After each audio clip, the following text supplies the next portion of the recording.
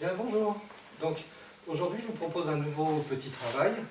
Un petit travail qui peut se faire chez vous dans peu de place, puisque c'est ce qu'il faut favoriser en ce moment. Un travail qui va porter sur la mémorisation de vos positions, la correction de vos positions et l'adaptation de ces positions-là dans le cadre de déplacement, de rotation, etc. Donc ce sont des petits exercices très simples, mais qui sont amenés à être faits de temps en temps, régulièrement, mais 5 minutes, 10 minutes, là où vous avez le temps, là où vous avez un peu de place. Ce n'est pas des exercices qui vont vous prendre forcément 1h30 de votre après-midi pour travailler là-dessus. Ce sont des choses qui sont plutôt à répéter régulièrement, à petite dose, mais en étant concentré dessus. Alors, le but, c'est de trouver des bonnes positions. Vous savez tous faire Zenkutsu, Kokutsu, Kibadashi, bon, ce sont les positions les plus courantes qu'on utilise en Shotokan. Simplement, on le voit à l'entraînement, certains ont des Zenkutsu comme ça, un peu haut, un vrai Zenkutsu, on est plutôt là. Certains ont des Kokutsu. Kokutsu, c'est vraiment la position qui en général pose problème, jusqu'à la ceinture bleue, voire même un peu après, on peut galérer dessus. On voit souvent des Kokutsu qui sont un petit peu ratatinés comme ça, alors qu'un Kokutsu, normalement, c'est aussi large qu'un Zenkutsu. Et puis le Kibadashi, on le sait, c'est une position qui fait mal aux chevilles, qui fait mal aux cuisses quand on la maintient. Donc, généralement, tout le monde fait un Kibadashi comme ça. Donc là, le Kibadashi, c'est là, parce que si on monte, au bout d'un moment, le Kibadashi, il est là. Donc c'est une mauvaise habitude à prendre, parce que dans cette position-là, on peut faire des choses, mais pas les mêmes. On n'a pas la même stabilité. Donc ce que je vous propose, c'est un truc très simple. C'est de dire, je me place comme ça, alors à côté d'un mur ou pas, c'est pas nécessaire, mais en tout cas avec un point de repère au sol. Moi j'ai une ligne là, une petite ligne noire, je ne sais pas si vous la voyez. Moi je me place ici, et je vais chercher sur cette position-là, de cette position de départ, à descendre en Zenkutsu.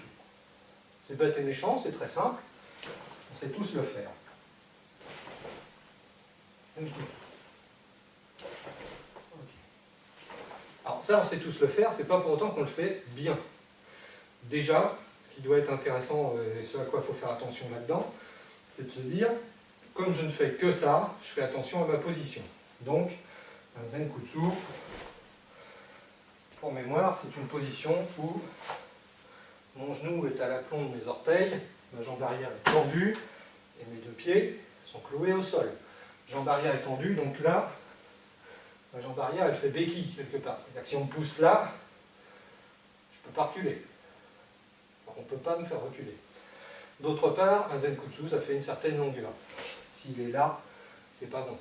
Zenkutsu, vous devez vous entraîner à vraiment le faire aussi bas que vous pouvez, parce que plus vous êtes bas, plus vous êtes stable, quelque part. Alors, on peut le faire façon années 60 où tout le monde se fusillait les hanches, mais on peut trouver des stades intermédiaires entre des positions qui font mal et des positions qui ne sont pas bonnes. Zenkutsu, si vous êtes à peu près dans une ouverture comme ça, c'est déjà pas mal.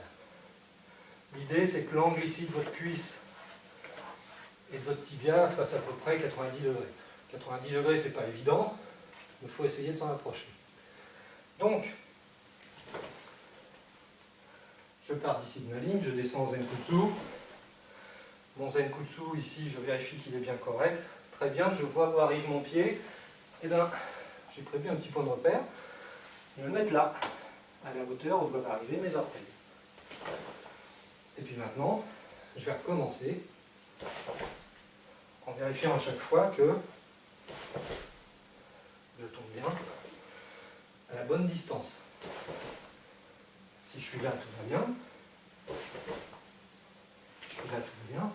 Si je descends là, là, il y a un problème. Vous voyez? Mais là, au moins, vous avez un repère visuel qui vous permet de savoir où vous en êtes. Deuxième chose. Le Zenkutsu, quand on descend sur une position comme ça, on peut le faire très mal, c'est-à-dire le faire comme ça. c'est-à-dire en se laissant tomber. Parce que ce travail-là, l'objectif, c'est d'arriver à descendre en Zenkutsu à terme le plus rapidement possible. Au début, on s'entraîne, on est là tranquille.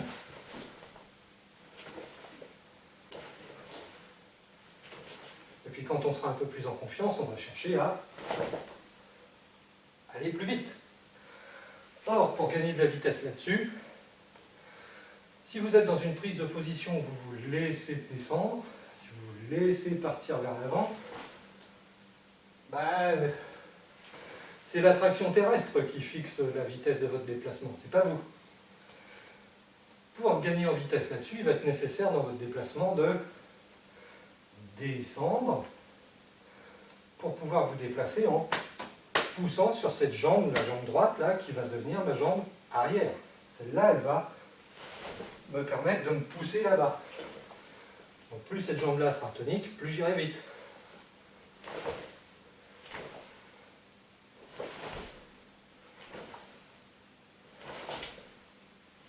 Vous voyez ? Donc ça, c'est un exercice qu'il faut faire en étant vraiment attentif aux choses. Si vous faites ça comme un robot, plouf, plouf, plouf, bien métronome là, ça sert absolument à rien. Allez plutôt cueillir des champignons. Mais si vous voulez vraiment que ça soit profitable, il faut vous dire, à chaque mouvement, je réfléchis bien les choses. Est-ce que je descends, ouais, et je pousse vers l'avant, ouais. Est-ce que je suis arrivé à mon point de repère? Ah merde, je suis trop court. Je recommence. Je descends, je pousse, je suis arrivé à mon point de repère, ah c'est meilleur. Je recommence, je descends, boum, je suis arrivé à mon point de repère, ouais, là c'est bon. Vous voyez? C'est un exercice, alors au début vous pouvez le faire en regardant vos pieds, mais l'objectif, au final, c'est d'arriver à faire ça sans regarder. C'est-à-dire que votre regard doit être fixé devant, et vous devez descendre. Là, je regarde là. Une fois que je suis là, est-ce que je suis bien dans ma position? Est-ce que j'essaie de photographier mentalement ma position, de me représenter dans quelle posture je suis? Je regarde, ah bah ouais, c'est bon. Donc cette position-là, cette sensation globale ici, c'est la bonne. Donc il faut que je la mémorise. Vous voyez? Donc évidemment, vous faites ça côté gauche, côté droit, parce que évidemment, on a deux côtés à travailler. Autre détail important, vous descendez en Zenkutsu. Zenkutsu, vous allez pousser sur votre jambe arrière pour aller prendre la position. Il faut donc absolument éviter de décoller le talon, puisque votre talon, c'est lui qui vous sert d'appui au sol pour aller pousser par là. Donc si vous décollez le pied, comme ça, au moment où vous poussez, votre poussée de jambe ici, elle sert juste à tendre votre jambe, mais elle ne vous emmène pas là-bas. Donc il faut bien rester au sol, pour aller pousser là. Et chercher à faire un mouvement, enfin, il s'agit de pousser, il ne s'agit pas non plus de faire un truc qui monte comme ça. Cherchez, imaginez plutôt une trajectoire qui fait un truc comme ça plutôt. Une parabole orientée vers le haut. C'est-à-dire que vous allez pousser en cherchant à glisser au ras du sol. Voire même à descendre pour remonter un petit peu après. Mais surtout pas dans l'autre sens. D'accord? Votre pied d'appui, il reste comme ça, tout va bien. Donc vous bossez ça à gauche, à droite. Vous pouvez le faire évidemment avec d'autres positions. Et là, l'occasion, c'est puisque vous avez placé votre point de repère pour le Zenkutsu, et bien vous pouvez l'utiliser pour le Kokutsu, puisque les deux positions font la même longueur. Donc là, vous pouvez vous dire, maintenant, je plie, et je descends en Kokutsu. Et normalement, mon pied doit arriver à hauteur de mon repère. S'il arrive avant, c'est qu'il y a un problème avec ma position. Donc, je me mets devant ma ligne, je descends, tac. Et là, je suis pas mal. Voilà. Donc ça, vous le répétez, vous le répétez, vous le répétez, vous en faites une dizaine, une quinzaine, une vingtaine, mais en étant conscient de ce que vous faites, attentif à ce que vous faites. Une fois que vous commencez à être à l'aise avec vos pieds, vous faites aussi un autre point de vigilance là-dessus, c'est de bien rester droit sur vos déplacements. Toujours le buste vertical, c'est-à-dire vous descendez en Zen Kutsu, pas question d'être là. Vous êtes là. Vertical. Kokutsu, même chose. Vertical. Ok? Donc vous faites ça, déjà il y a de quoi s'occuper, il y a de quoi travailler beaucoup de choses. Après, on peut pousser le vice un petit peu plus loin. On peut se dire, ben maintenant, je vais me mettre là plutôt, la ligne ici, là, le long de mon pied gauche. Et puis maintenant, je vais le faire, mais en partant à 90 degrés. C'est-à-dire, je vais aller descendre en Zen Kutsu, là-bas. Donc il va falloir descendre, pousser pour prendre la position. Même chose. Descendre, commencer à pivoter, et pousser pour prendre la position. Avec toujours le repère que j'ai utilisé tout à l'heure, pour avoir une position de la bonne longueur. Donc vous faites ça lentement au début, pour bien prendre vos repères, et puis après, vous cherchez à le faire plus vite.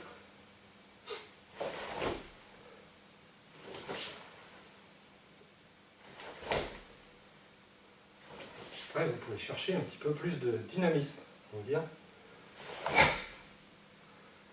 Ok, ça commence à venir. Maintenant, à chaque fois, je tombe dans la bonne position, je suis à la bonne longueur. Ah, puis je commence à y arriver vite. Ah, c'est chouette. N'oubliez pas de respirer là-dessus. Dès que vous commencez à patater un peu, ça vous aidera. Il faut prendre l'habitude de respirer. Donc vous pouvez le faire sur Zen Kutsu ou sur Shuto. Shuto, c'est plus simple, le pied d'appui ne bouge pas. Enfin, Kokutsu, je veux dire. Zen Kutsu, attention. Là encore, vous allez vous mettre en position en poussant sur votre jambe arrière ici. Donc, votre pied ici, il est orienté là, mais dans la position finale, vous êtes par là. Le plus possible vers l'avant. Donc ce pied, il faut qu'il tourne. Mais s'il faut qu'il tourne, il faut qu'il tourne correctement. C'est-à-dire qu'il ne faudra pas qu'il tourne sur l'avant du pied. Parce que si vous faites ça, vous descendez, vous tournez là, vous levez le talon, au moment où vous allez pousser, ce que je vous disais tout à l'heure, c'est de pousser, elle sert juste à tendre votre jambe. Donc là, en fait, vous tombez en avant. Donc il va bien falloir chercher à pivoter plutôt sur le talon, sans pour autant lever le pied comme ça. Enfin, je vous mets au défi de le lever comme ça.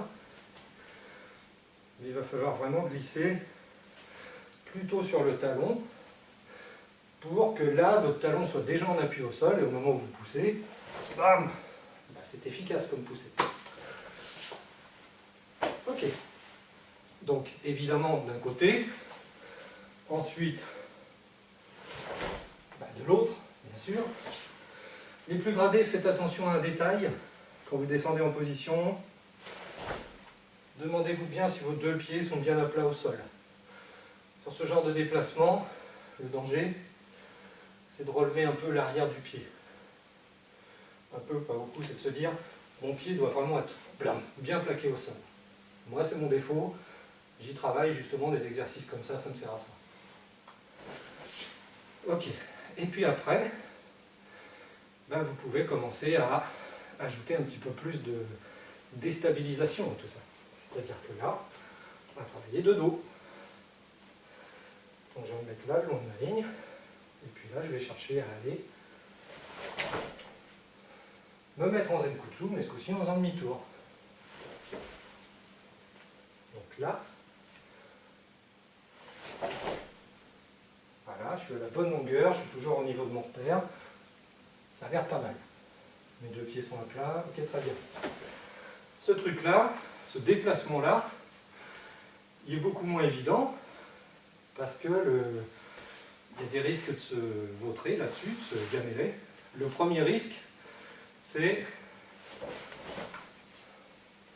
de partir à l'arrivée soit par là, soit d'être pas allé assez loin, enfin pas arriver, bing, posé là.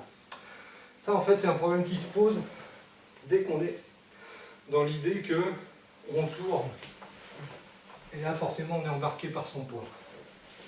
C'est-à-dire que si votre pied arrière, si je le fais de l'autre côté, si votre pied qui va devenir votre pied avant, pardon, vous lui faites faire un arc de cercle pour aller là, c'est mort.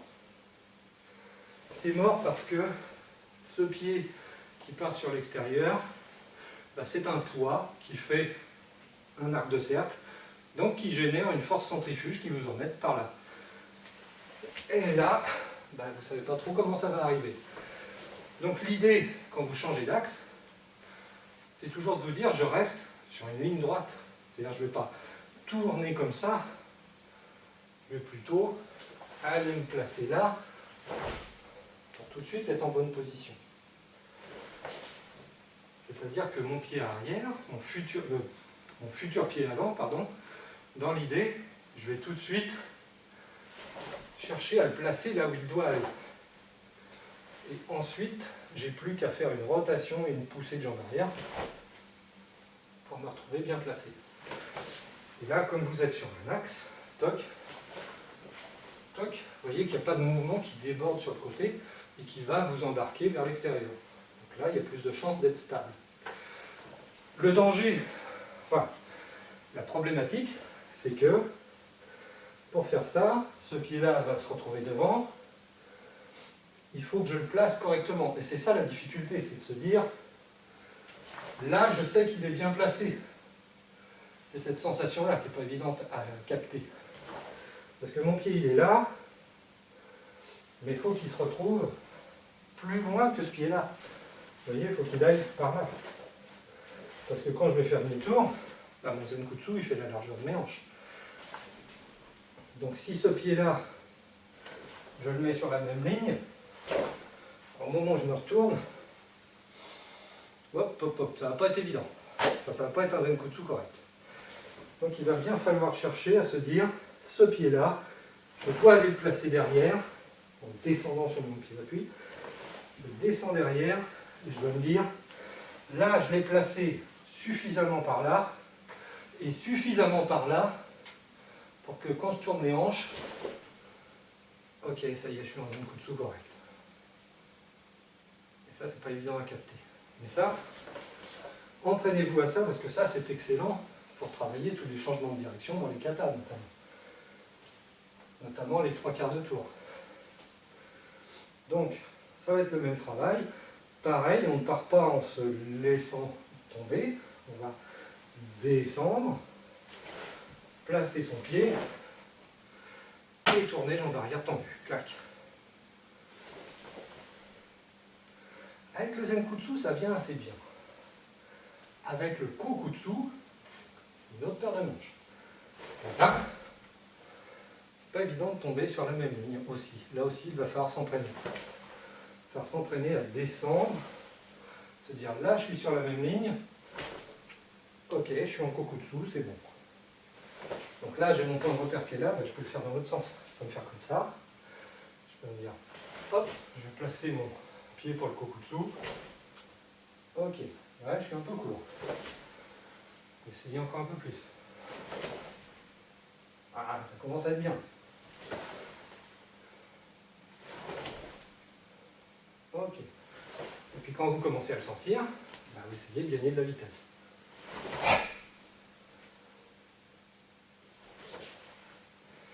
Voilà, ce sont des petits exercices comme ça qui peuvent se faire tranquillement n'importe où, du moment que vous êtes tout seul quand même, sinon ça fait bizarre pour les gens autour de vous. Mais ça peut vous permettre de travailler vos appuis, la qualité de vos positions et la qualité de vos changements d'axe. Donc travaillez ça tranquillement et puis à bientôt pour une prochaine vidéo.